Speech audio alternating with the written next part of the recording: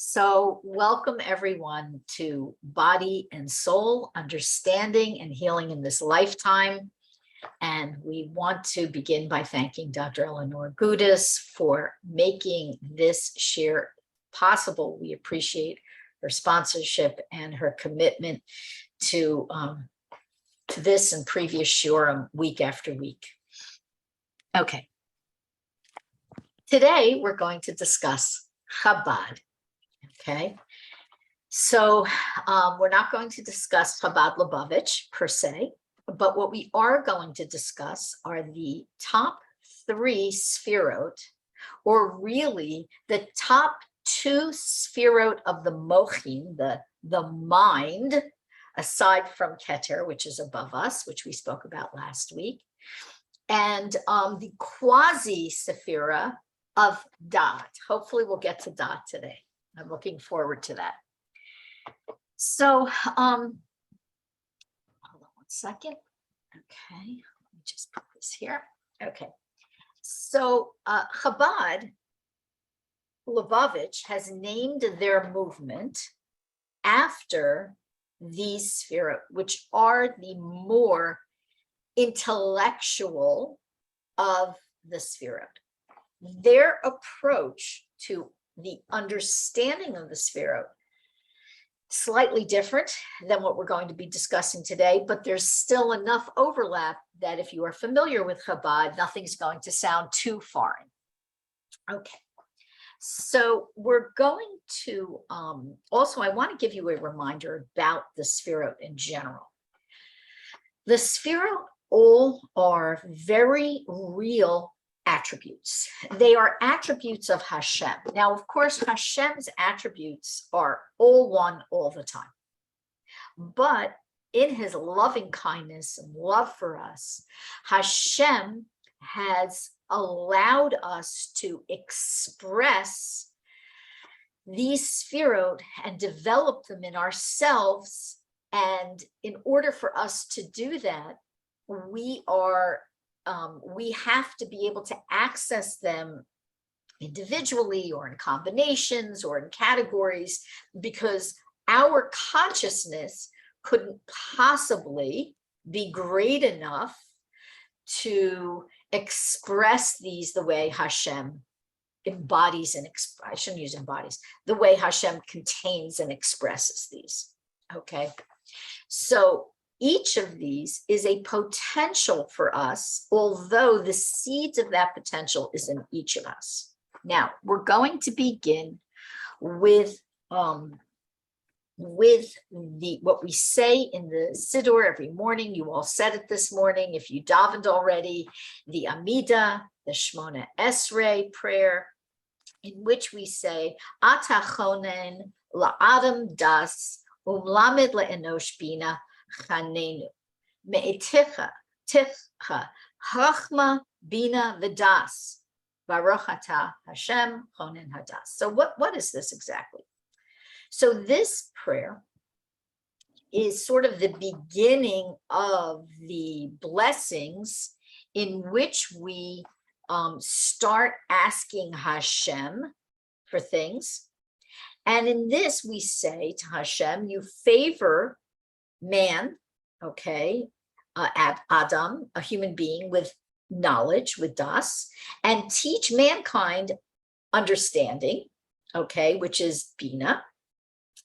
And we ask that you endow us graciously, meaning with chaim, with grace, just because you can, not because we deserve it, to gift us through yourself understanding and knowledge, okay? And then we bless Hashem and thank him for being the one who gives das, okay, or dot. So when we get to dot, we'll discuss this a bit more. But this is the sort of beginning to our day in many ways. We're asking Hashem to help us on the very simple level to use our minds correctly. Now, the translation for Chochmah, Bina, and Da'at are wisdom, understanding, and knowledge. And as we go through today's as we go through today's discussion, we'll see that the English words are utterly and completely inadequate to explain what the meanings are of these three Sefirot. And not only are they inadequate, in some ways they're even misleading. So let's begin. Okay, so we're going to start with Chochmah, which is commonly translated as wisdom. Chochmah really can't be separated from Bina. They are a pair, they go together in that they work together. So just briefly, Chochmah is the right brain and Bina is the left brain. So Chochmah is what we could even call the artistic brain. It's the brain of conceptual greatness, the visionary brain. Okay, that's what gets translated as wisdom. Okay, Bina is the left brain. It's the side of mathematics and logic and so on. We also can compare Chochmah to the mind and Bina to the heart, which is definitely very much a Breslov approach, although the Rebbe certainly speaks about Bina as an intellectual construct as well. So what we want to understand from here is that we can look at these in a lot of different ways at a lot of different levels. But what we must keep in mind, very importantly, is that Reishis Chochmah, we say, okay, basically the beginning of Chochmah, the beginning of wisdom is we're not going to let in, by the way, Naomi, somebody who has a Zoom user with no name, please don't let that person in. Thank you. Or remove them. Thank you. So the beginning of everything is Chochmah. The first step from Keter, which is the preconceptual thought or the pre-thought concept that we discussed previously, okay, down into this world where it becomes graspable to us, is Chochmah, and it's the beginning of everything. And everything is dependent on the axiom of Chochmah and the axiomatic nature of Chochmah. What do I mean by this? Chochmah is, from one perspective, are foundational truths that we have, because we have neshamas, because we have souls, we have a somewhat rudimentary grasp of from birth.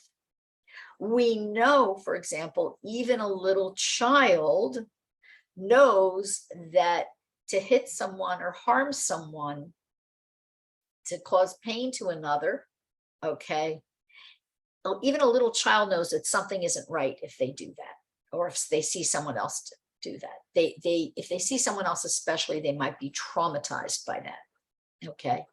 This is a very basic infant level of Chochmah, which says that we don't harm others, okay? There's so much more there, obviously. Then, of course, there are the Chochmahs, the wisdoms that connect us to Hashem at the highest level, okay? So we say from this idea of Reishis Chochmah, we say in Psalm 111, Reishis Chochmah, Yiras Hashem, the beginning of wisdom is the awe and reverence and fear of Hashem. And for somebody who has that, they have good understanding, okay? So we need to understand that from the perspective of King David, that having this appreciation for Hashem's greatness to the point where it causes us to feel great awe is the beginning of wisdom. That is how we can approach Chochmah from the human level. For a child, going back to the initial point of a child who sees somebody hurt someone, God forbid, and they feel pain or trauma, or they're upset by it, they know something isn't right, okay, that feeling that they have is a lower level fear. But when we have a and awe of Hashem, and a real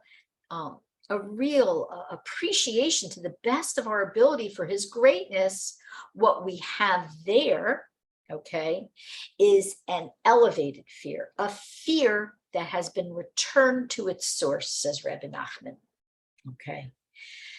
The Rebbe's has a few lessons on the importance of how to comprehend and feel Hashem's greatness. Okay, so Chochmah is involved in this process as well. Chochmah can be described as unprocessed whole wisdom, kind of like a whole food. Okay, so if Chochmah is a complete grain of wheat, Bina is going to be the one that processes that wheat, grinds it into flour, and we'll talk more about that analogy in a moment. So Chochmah is this entire grain of wheat, which is fitting because wheat is the food of wisdom.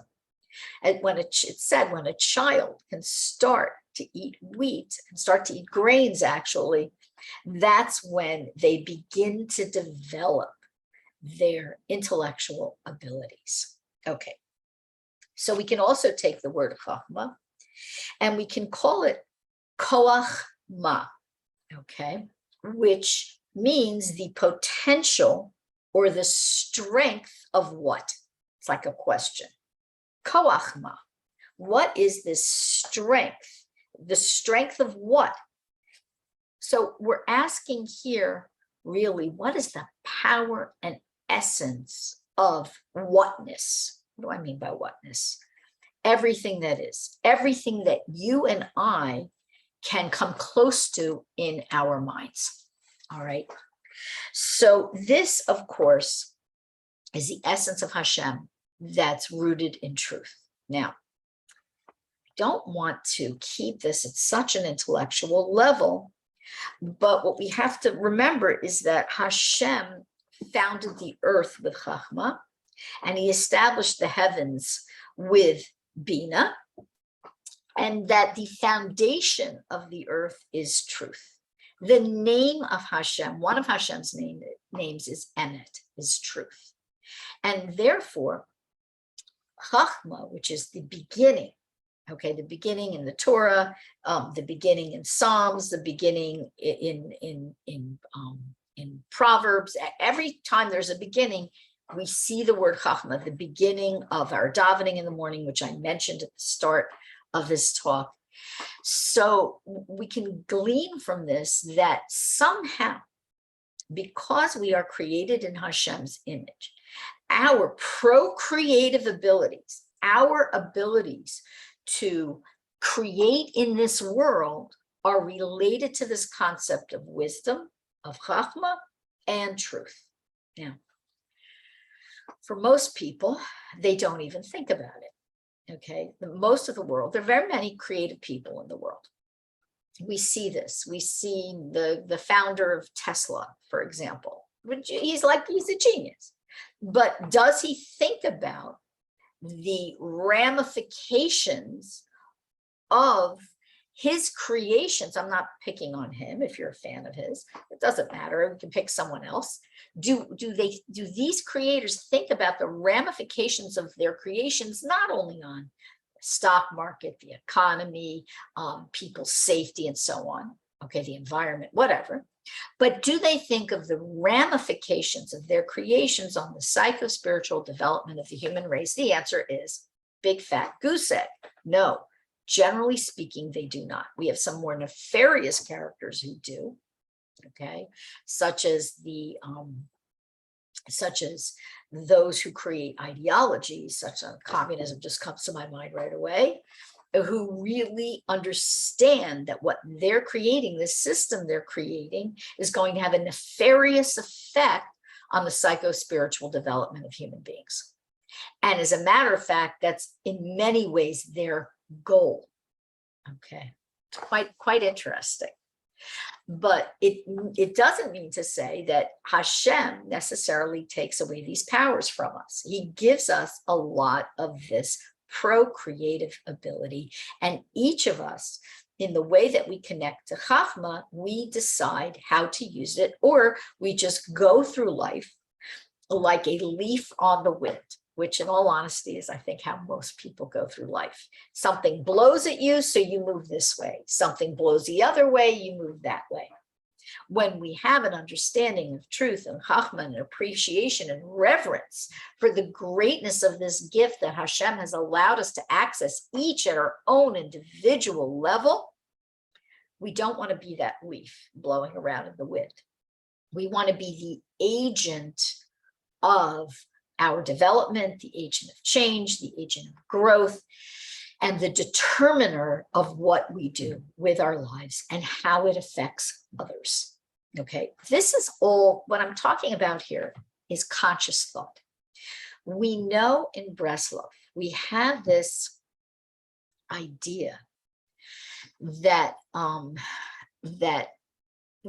we can sort of talk through most of the things we need to solve through hitbonenut. And it's true. It's absolutely true.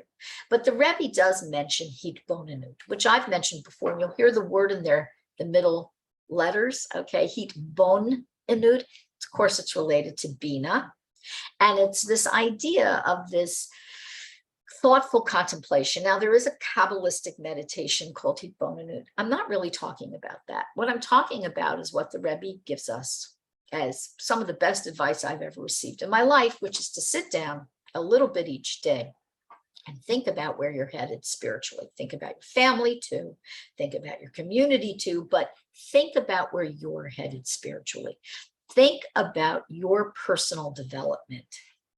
Think about how you are going to take the essence of all the gifts that you've been given and how you are going to marshal them in order to begin to discern and develop and achieve your life mission. Missions probably would be a good way to put it. And so therefore, this is really a very great gift, but it requires a certain amount of effort. The problem is, I'm going to show you what the problem is right now. This is the problem. Okay, today it's a big problem. Okay, what it does is it takes us away from thinking. Okay, it's very difficult when we have the technology we have available today for good and bad. Okay, there's a mixture in there. A lot of it's not good, but when we have that technology and we very easily fall into the trap of clicking or typing or texting to look up information rather than go through the slower, admittedly slower, and sometimes even frustrating process of finding that information through books, through talking with other people who are more knowledgeable, through sitting and thinking in hitbonenut. Now, I want to encourage everyone who's listening to this or watching this to try an experiment, okay? Please try this experiment. You may thank me. You probably will thank Rebbe Nachman. The Rebbe says, you know, people spend time thinking about other stuff and they don't think about their lives. I say you probably spend more time figuring out what you want to make for dinner tonight than you do about what direction your life is headed and what you accomplished today and what you need to work on. Thinking, I'm talking about talking. Take 5 minutes a day. If that's too much time, set a timer and take 120 seconds a day and sit and think. Turn your phone off, or at least the volume of all your notifications. Put it in another room and sit and think. Now, I find that if I'm looking out a window, I'm going to be immediately distracted.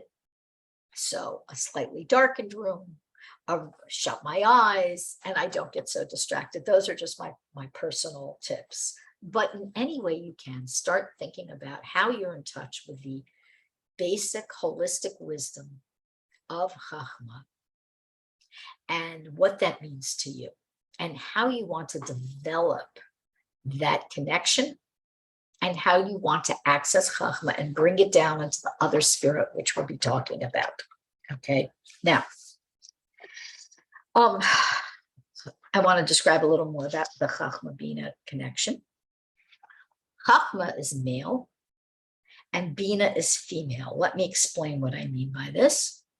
Chochmah is creative in that it is taking and giving from what's already there, axiomatic truths and wisdom and so on. Bina is female in that it receives these truths, these thoughts, these undifferentiated ideas.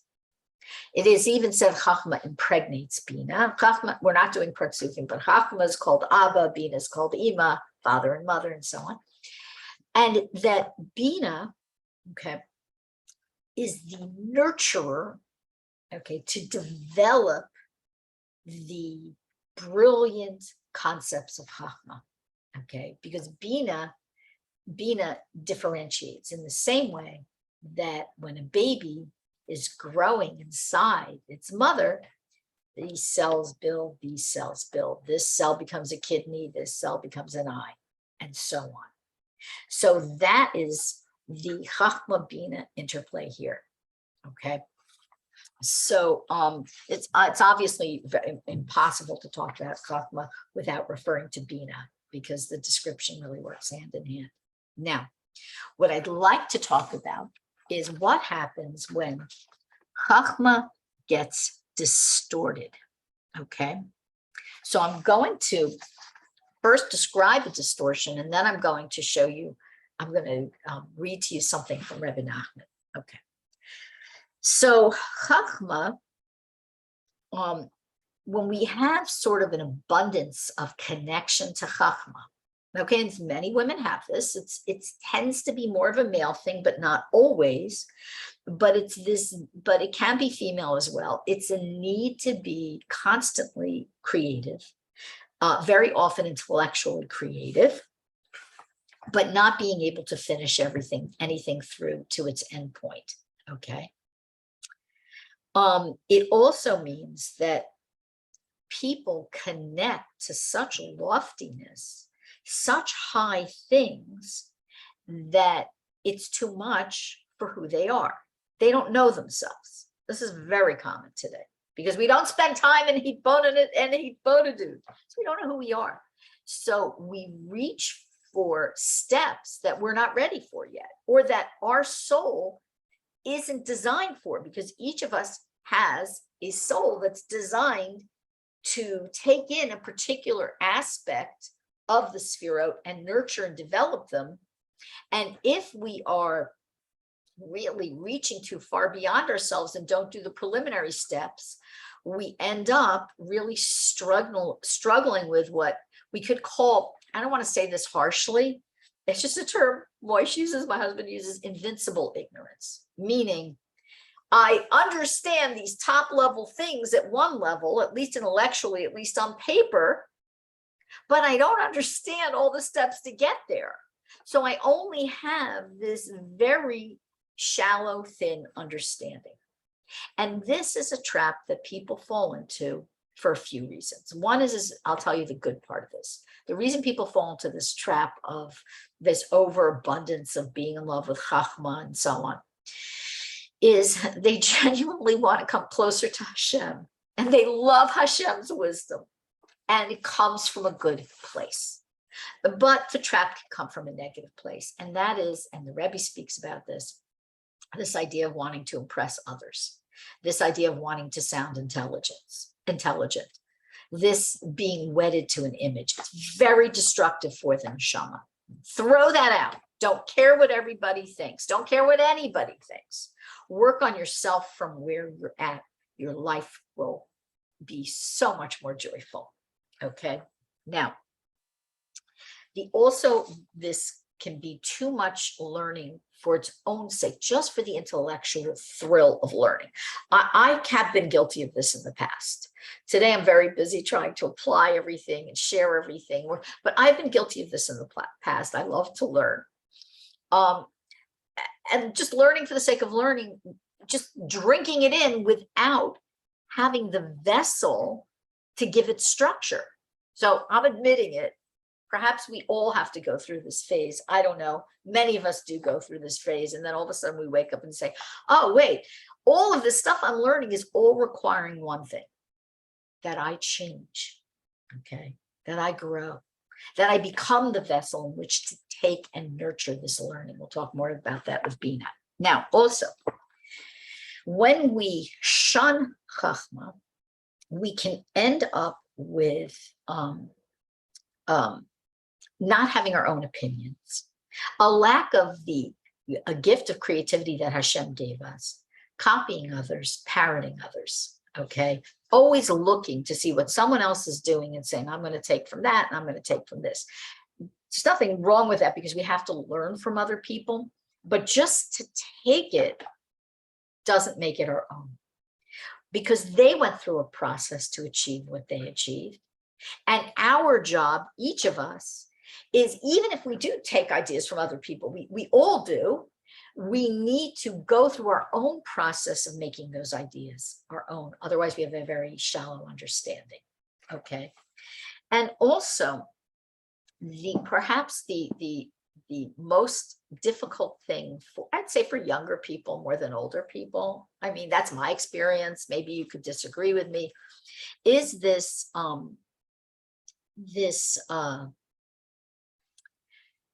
not being willing to admit that you don't know something, okay? Being a know-it-all, okay? Look, we've all had moments like this where it feels uncomfortable to admit we don't know.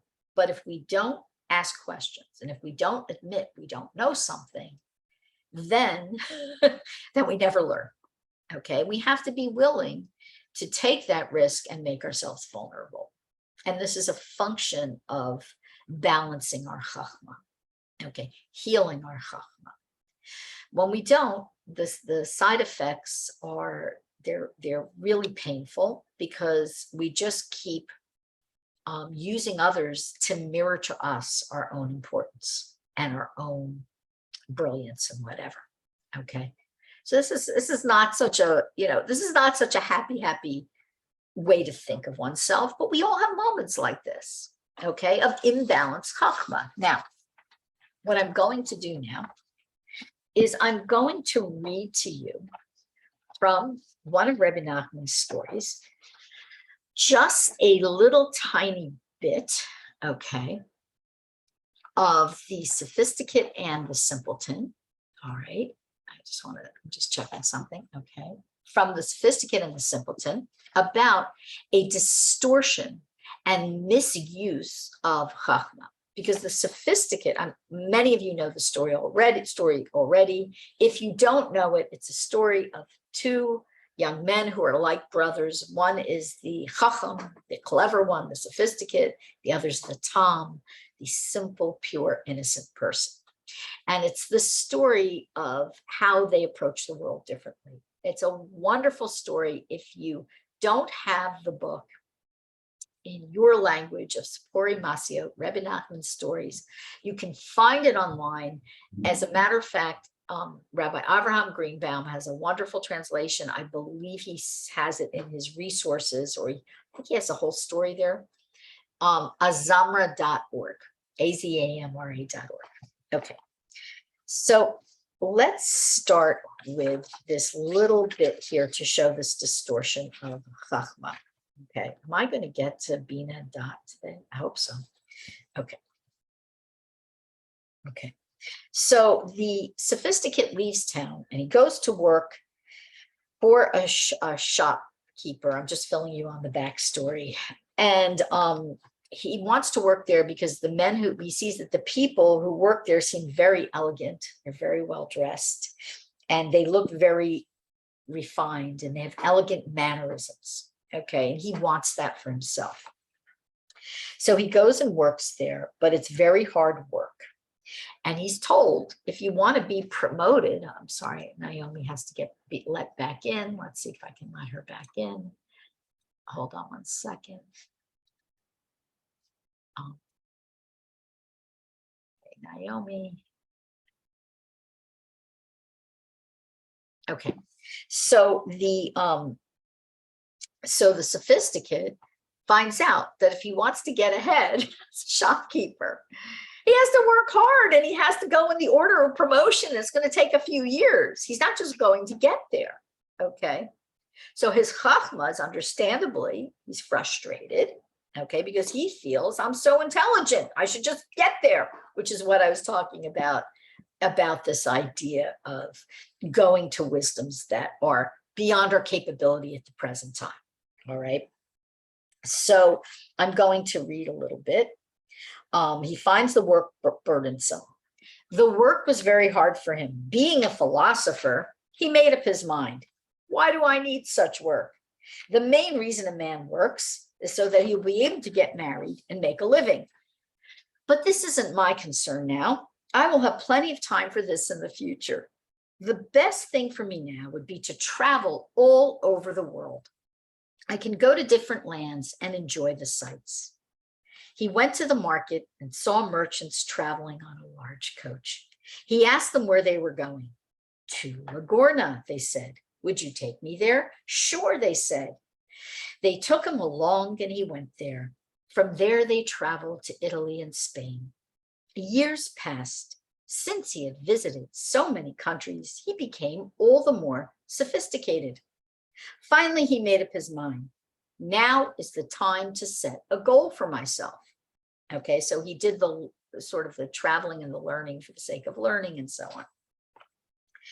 He began to philosophize about what sort of occupation to pursue. He decided that it would be very good to learn the trade of a goldsmith. It was pleasant, prestigious work, and required great skill. It was also very lucrative work. With his intelligence and philosophical inclination, it didn't take him many years to master this craft. At the end of a quarter year, he had mastered everything in the craft and had become very highly skilled. He was more expert even than the master who had taught him. So this is what I was talking about earlier. Yeah, he's undeniably brilliant. And yes, he copied the skill from his teachers and he could operate with his skill, but did he really acquire it?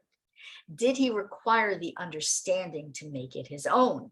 And like the creative geniuses, both good and nefarious that or neutral and nefarious that I spoke about before, did he have the awareness to think about the psychospiritual effects of what he was learning and doing, or did he just worry about the prestige and the skill and the parnasa, the income?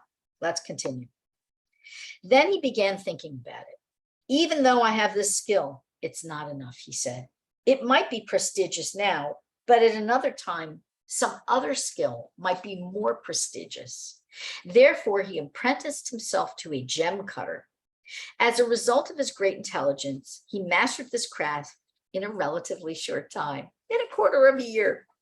Still, he philosophized about his situation. Although I have mastered two skills, it is possible that there would come a time when neither of them would be valuable. The best thing would be for me to learn a profession that is always valuable, he said. Pondering this with his intelligence and philosophy, he concluded that he should study medicine. This was something always necessary and important. In order to study medicine, one had to study Latin and know how to write it. One also had to study philosophy formally. With his intellect, he mastered this in how long? A quarter of a year. He thus became a great physician and philosopher, expert in all areas of wisdom.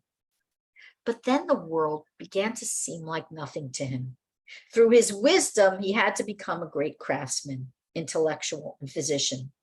And everyone in the world seemed like nothing.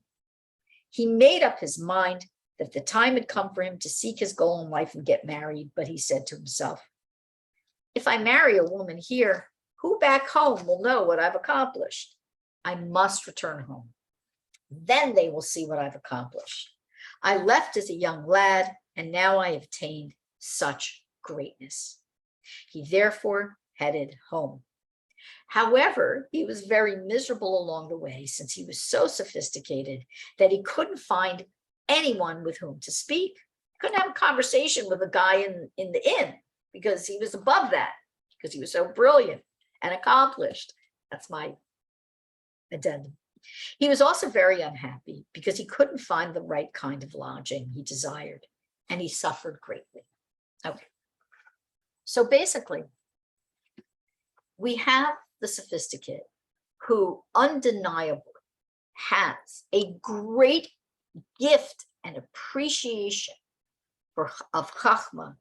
It's a natural ability of his. He is undeniably brilliant, and he's acquiring skills that are very valuable. There's nothing wrong with any of them. They're good skills to have, but the skills aren't able to satisfy him because he's acquiring them for reasons that aren't really his and that aren't really to do with what he knows about himself. This is a man who traveled the world and he doesn't know himself. And he's so uncomfortable, he can't find his place. And of course, there's many deeper meanings to this story, but even on the simple level, it's very obvious. Even a room at a hotel or an inn can't satisfy him because the thread count of the sheets isn't high enough, because he's used to the best of the best. Okay, so he suffers. This is distorted Chochmah. For each of us, and I can't say, by the way, that I have been an education junkie in the past. And I can relate to it. Like, well, what am I going to learn next? What am I going to learn next? And, maybe you can relate to it. And even if you can't relate to it, maybe you can relate to aspects of what's going on with this story. It's one of Rebbe Nachman's most famous tales. It's also one of the easiest to understand at the simple level. Okay, hold on one second. Just give me 1 minute. Okay. So now we're going to move on to Bina. We discussed Bina in the past. We discussed Bina when we discussed the heart at the beginning of this series. Bina, as I will remind you, is the left brain, and it's also the heart. How can it be both? How can Bina, which means understanding, intuition, okay, how can Bina be both logic and analysis and be lodged in the heart? Something seems odd here, doesn't it? So how can we reconcile these ideas? So first of all, we have to understand that Bina, when we look at the Sefirotic chart, which I actually don't have on my desktop today. I meant to, and I forgot it. I'm just realizing. But if you remember from previous classes in the introduction to this Sefirot class section, we have the right, the left, and the middle. The right tends to be Sefirot that are more about and related to loving kindness and chesed, and the left is more din and gevura, strength and restraint, judgment, and the middle is a beautiful harmony of the two. So Bina is on the left side, it's the left brain, and the heart is also on the left side.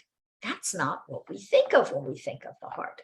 When we think of the heart, we think of love and kindness, which undoubtedly is in our heart. It's true. Okay, but the heart also has another aspect. The other aspect of the heart is the aspect of the harsh left side. And that's the aspect of desires that are self-destructive. Okay, urges that are self-destructive. And when we give into them, what ends up happening is our connection to our upper mochin, our mind and our brain, fly out the window, and we either give into them or we rationalize them or we justify them and so on. So Bina is here to help us balance and make sense of all the brilliance we receive from Chochmah, all the undifferentiated wisdom. I think it's Rabbi Kramer who describes it. I don't know his source because I don't think there is one. I think it's his words as water being poured into a vessel. Chochmah is the water, and Bina is the vessel that contains it. Okay.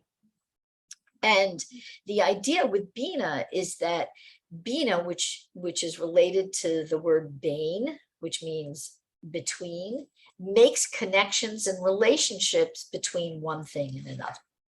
That's why Bina is called a women's intuition, and that women have more Bina, it is said, than men. We naturally have more Bina. Okay, men have more dot, which we'll talk about. Women have more Bina. This is a natural inclination. Obviously, there are plenty of men with Bina and plenty of women with dot as well. So what does this mean? It means that we see things, and I've spoken about this before, so I'm not going to go into too much detail. I've spoken about it in previous classes. We make connections between what comes into our purview, and we make deductions from those connections. So we very, very simply, we see someone, they come into our house, they fly in a rush, and they have a very shocked and surprised or unhappy expression on their face. And it doesn't take a genius to know that now's not the time to tell them about what we're going through, but to ask them, are they okay? And to listen. We can see that something's going on with them. It's a very basic form of Bina. Much more complex forms of Bina are taking the teachings that we associate with truth, with Chochmah, with wisdom, and making relationships, finding relationships between these teachings. So I'll give you an example. You learn the Sophisticate and the Simpleton, you hear this story, and you find a relationship between that and another sefer you're reading, another Torah book you're reading, and then you find the relationship between the story and your own life. Okay, so now you've made a lot of connections. This is something that women are good at. Okay, but it still can be detrimental and distorted. And I'm going to talk a little bit about how it can get distorted, even though it's logical, it's analysis, it's discerning relationships, it's giving structure to wisdom. How can it be distorted? So the first thing is to be overly analytical. Okay.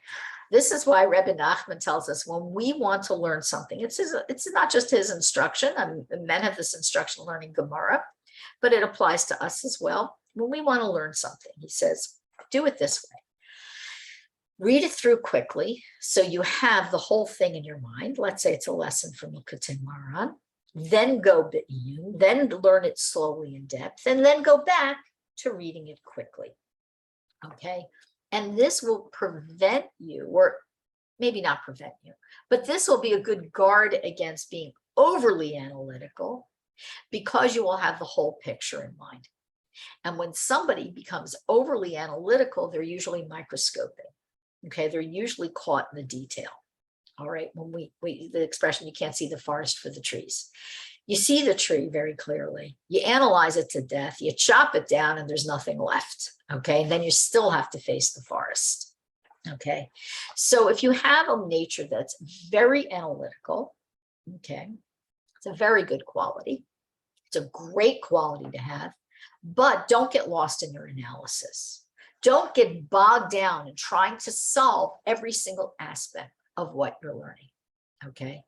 That's not Rebbe Nachman's advice. His advice is far better to have a broader understanding with some depth than a deep understanding with no big picture, okay?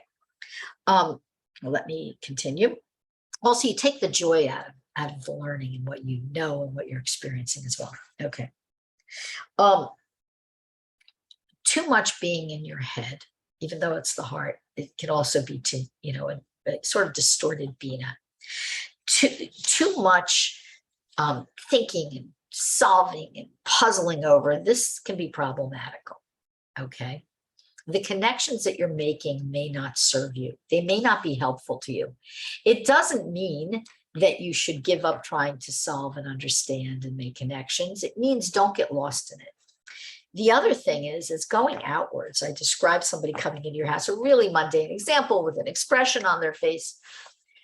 Too much Bina can be, you're really projecting too much, or you're looking too much at other people's behavior to try to figure them out. Okay, we've all been guilty of this. Okay, I don't know. At least I have. Okay, you try to figure someone else out, and what do you end up with? You end up with your own ideas. That's what you end up with, unless this is your profession, to figure people out. And even then, allow people to show you who they are. Too much Bina is making those connections. Again, this is that form that I mentioned in the beginning of being kind of a know-it-all. Okay, we all have moments like this.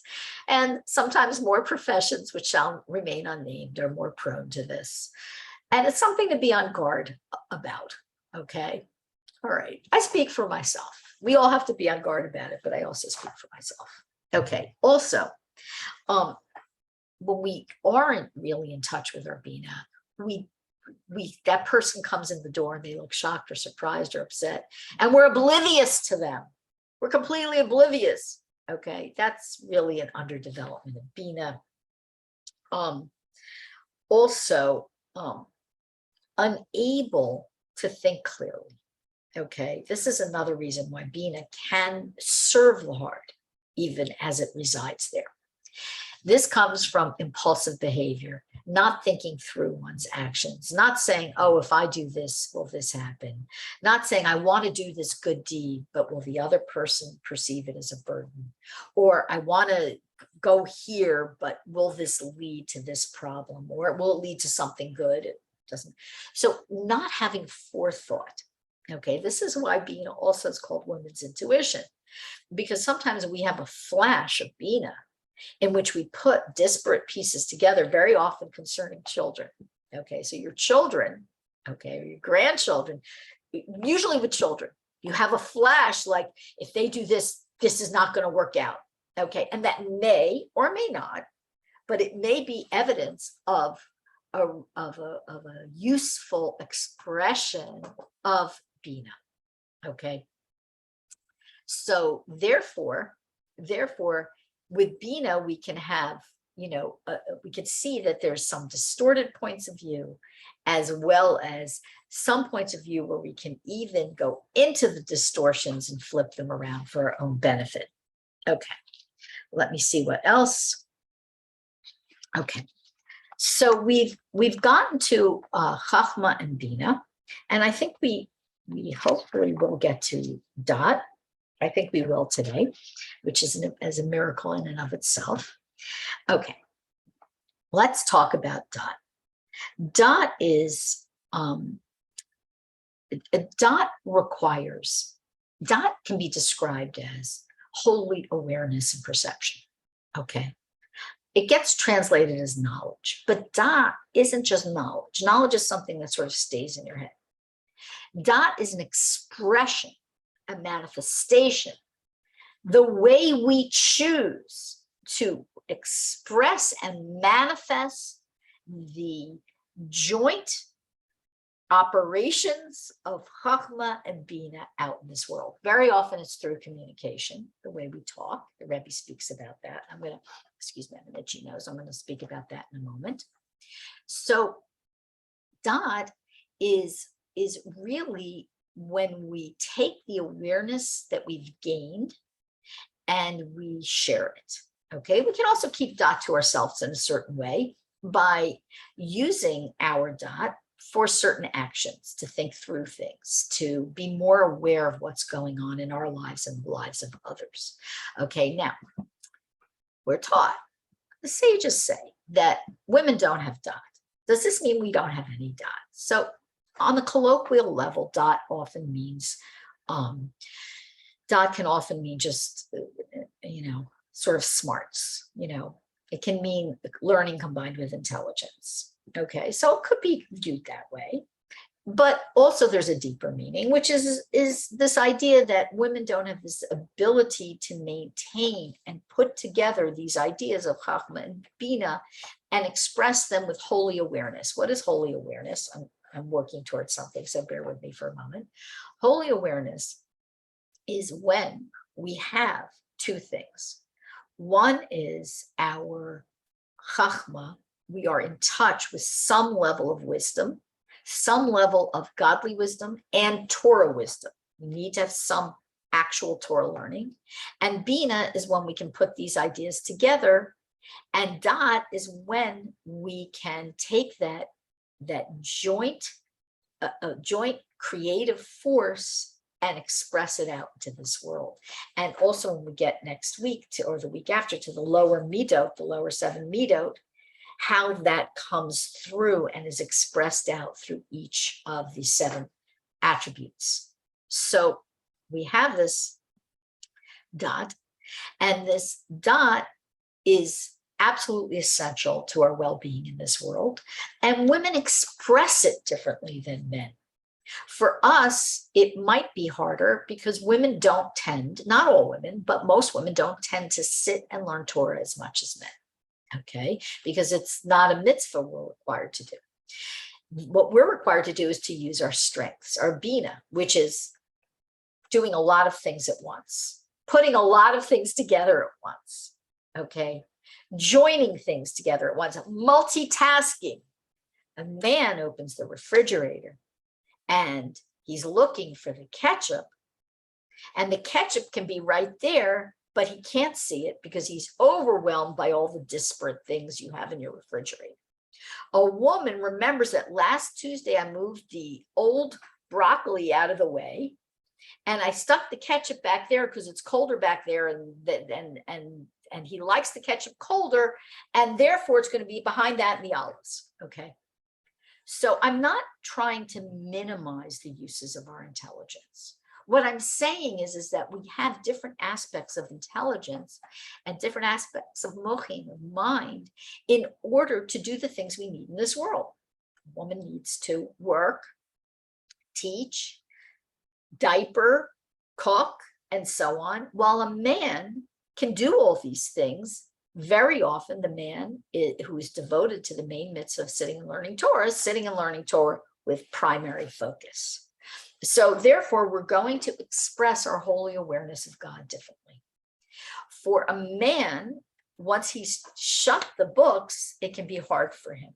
For a woman, once we've trained ourselves, okay, once we think about it, once we remind ourselves to always cultivate dot in everything we do, okay, we end up really having opportunities 24/7, or except when we're asleep, to do so. It's quite amazing. Rebbe Nachman says that all pain and suffering come from a lack of dot. This is one of the more important things that we need to talk about. So that if we don't have holy awareness, we have some learning, we have awareness of Hashem, we have Reishis Chochmah, we know that Chochmah comes first, okay? We know what was in the beginning as well, all right? We have that reference, and we are able to constantly remind ourselves, and this really is this just comes about by training ourselves, okay? I don't think anybody's born like this. We have to work on it. Reminding ourselves all these points are coming together in us, all right?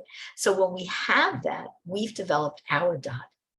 And when we have dot, our suffering is certainly minimized. Because if you don't feel well and you have no dot, it's like, why am I being punished? Why am I suffering? Da, da, da, da, I'm in pain, okay? Not, by the way, I'm not minimizing anybody's pain. I've been in pain too, okay? What I'm saying is that it's like blind and meaningless.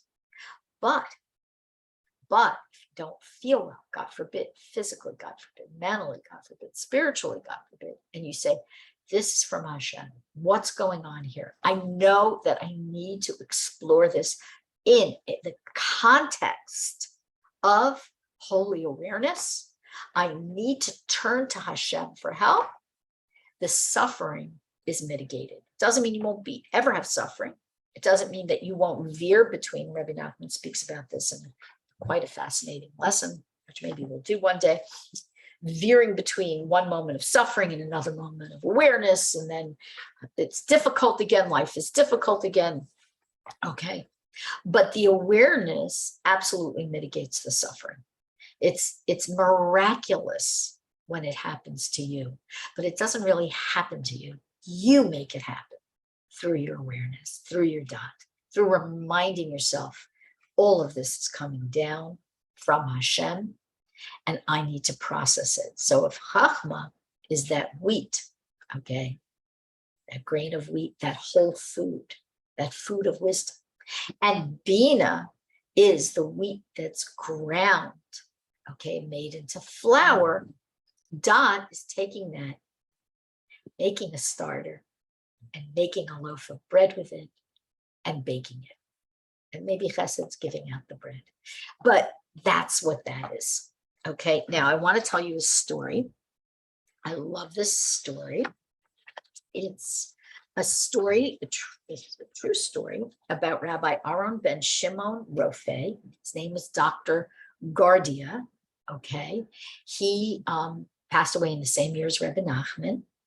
And he was a rabbi who left the Jewish world. He sort of strayed from Judaism, and he was brought back. I'm not going to tell that story about how he was brought back today, but what I am going to do is tell you the story of when somebody called on him, and then he came back to the Jewish community in Torah, Life of Torah.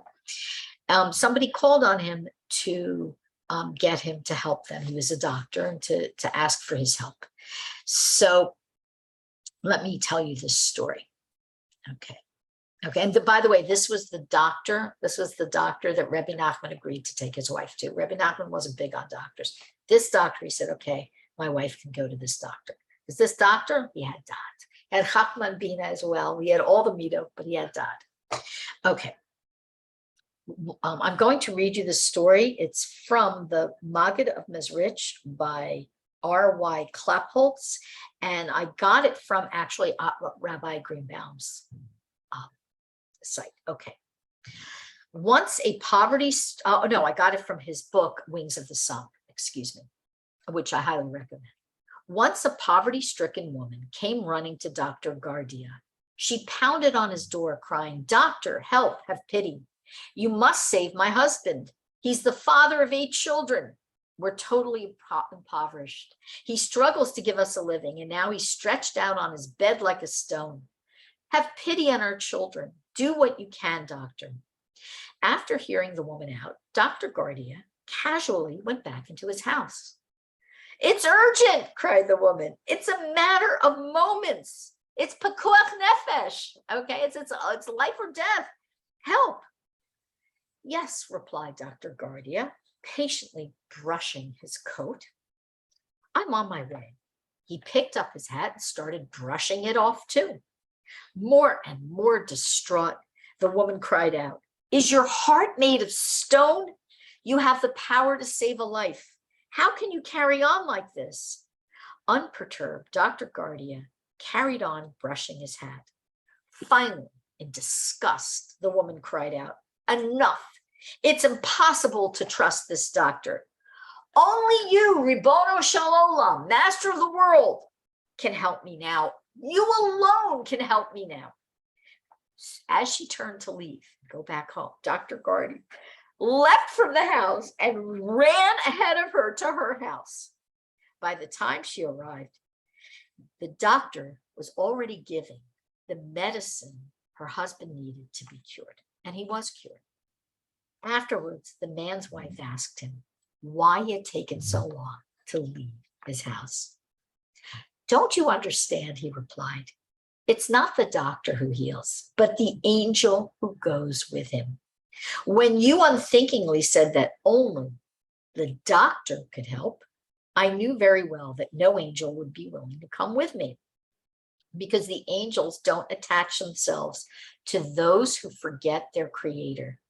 I therefore had to do everything I could to get you to understand that only Hashem can help. When you finally ran out, trusting only in Hashem, I was able to come to your house and attend to your husband."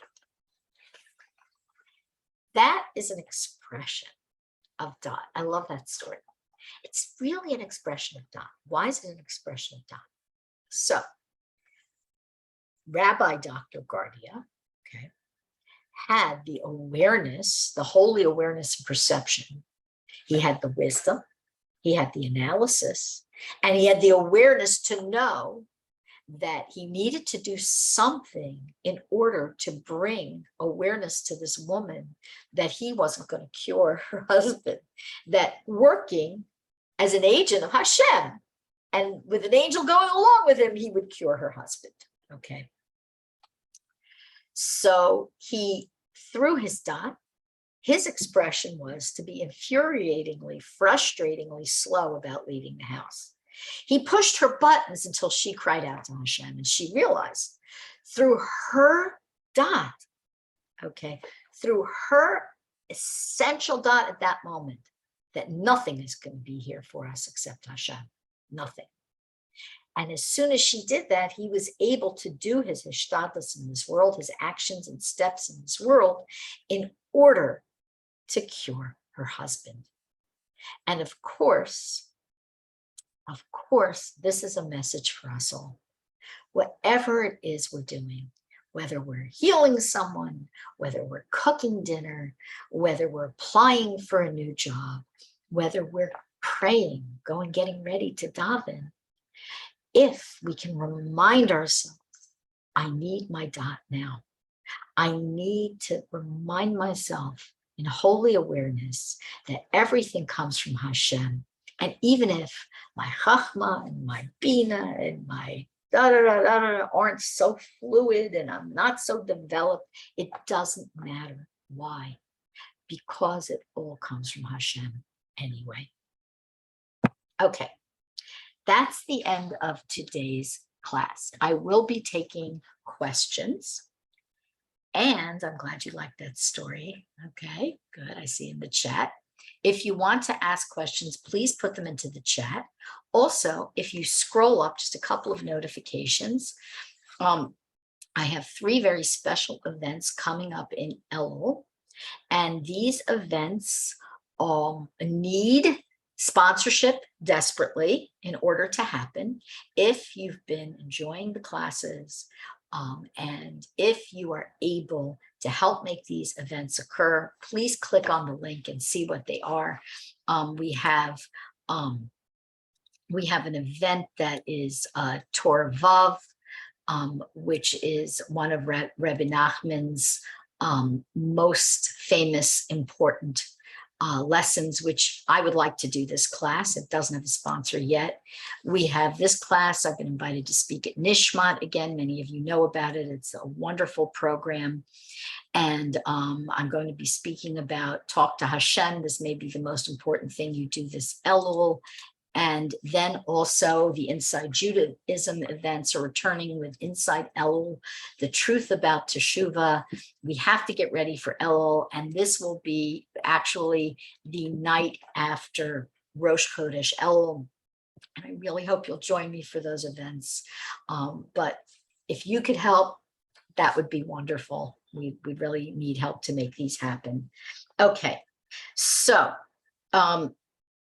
any questions? Nope, I don't see any questions typed in there. All right, so I think we're done for today. Next week, I will be skipping next week. Unfortunately, something has come up, and I will not be teaching Tuesday or Wednesday next week. However, God willing, I will return the following week. I think I have, the following week is the following week is 2 classes, and then we have 4 classes the following week after that. So I hope to see you then. Have a great week, everyone.